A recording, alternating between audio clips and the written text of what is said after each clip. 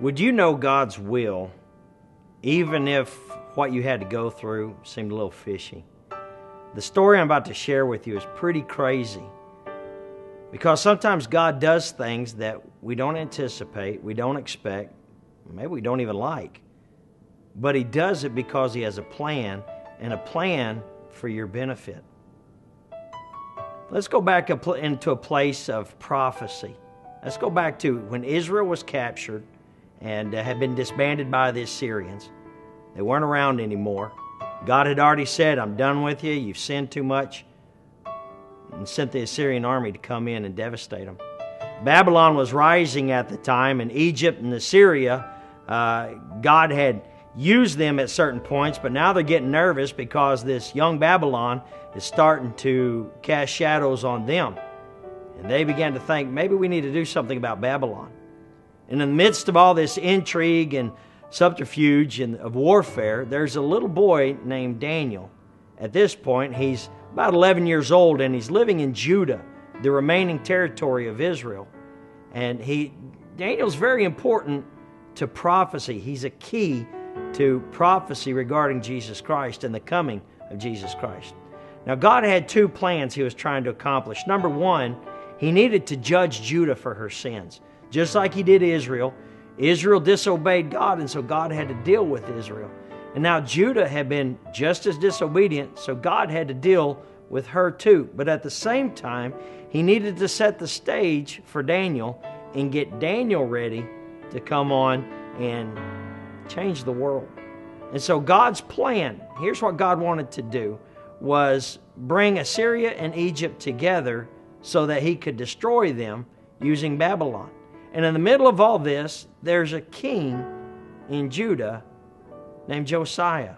Let me read you something about Josiah. This is found in 2 Kings chapter 23, starting in verse 25.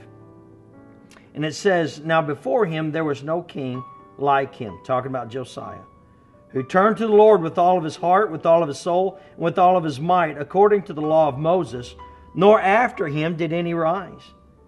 Nevertheless, the Lord did not turn from the fierceness of His great wrath, with which His anger was aroused against Judah because of all the provocations with which Manasseh had provoked him. And the Lord said, I will also remove Judah from my sight, as I have removed Israel, and I will cast off this city, Jerusalem, which I have chosen, and the house for which I have said, my name shall be there. And so God had to deal with Judah. And to deal with Judah, He was going to use these enemies that had existed. And one of the things that God had to do first was deal with Assyria and Egypt and use Babylon. How was He going to get Egypt to travel so far from the south, come up to the north, join Assyria, go over into Babylon, and God could deal with them, and then Babylon come over and deal with Judah? Well, how is He going to get Pharaoh to travel that far? That's easy. Give the Pharaoh a vision. Because the Egyptians were very spiritual people, not for God, but they believed in supernatural things. And so that's what they're going to do. God said, I'll give him a vision. And so He gave him a vision, and Pharaoh come up, and as he began to come through this land bridge called Israel, because the only way to get from point A in the south to point B up north was to go right across Israel. And as he began to come across Israel, Josiah heard about it, and Josiah said, No, you're not coming through my land. And Pharaoh said, don't mess with me. I'm on a mission from God. And this puts a sort of a roadblock in the mindset of Josiah. Here's a godly king who says, wait a minute, I serve God. How come God would try to talk to an Egyptian Pharaoh? And that didn't sound right to Josiah. So Josiah stood in the way. Let's look at what the Bible has to say about this. This is found in 2 Chronicles chapter 35, starting in verse number 20. And the Bible says it this way. After all this, when Josiah had prepared the temple, that Necho, the king of Egypt, came up to fight against Carchemish by the Euphrates, and Josiah went out against him. But he sent messengers, this is Pharaoh, sent messengers to Josiah, saying, What have I to do with you, king of Judah? I have not come against you this day, but against the house with which I have war. For God commanded me to make haste. Refrain from meddling with God, who is with me, lest he destroy you. Nevertheless, Josiah would not turn his face from him, but disguised himself so that he might fight with him. And he did not heed the words of Necho from the mouth of God. So he came to fight in the valley of Megiddo. And the archer shot King Josiah. And the king said to his servants, Take me away, for I am severely wounded. His servants therefore took him out of that chariot and put him in the second chariot that he had. And they brought him to Jerusalem. And so he died and was buried in one of the tombs of his fathers. And all of Judah and Jerusalem mourned with Josiah. Here you have a godly king. Loved the Lord, but he was interfering with the plans that God had. God has strategies and things he wants to do, but if his people are in the way, God has to deal with them. And that's the last place that you and I need to be. My question is if Josiah is this man of God, why was he not listening to God?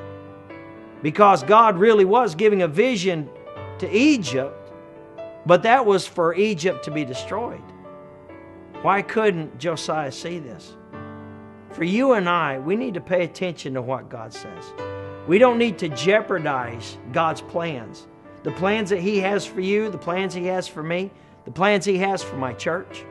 We don't need to jeopardize those plans for the lack of hearing God. Instead, we need to come to the Lord and say, Lord, what is it that you're doing? Because I don't want to end up like poor old King Josiah, a man who loved God, but who missed God, and it cost him dearly. God has a plan for your life. Don't shortchange it because of bad decisions. Don't shortchange your plan because of what others say.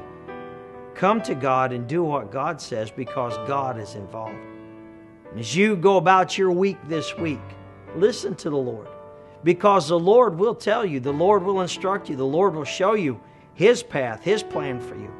God will tell you what is right, and God will certainly tell you what is not right.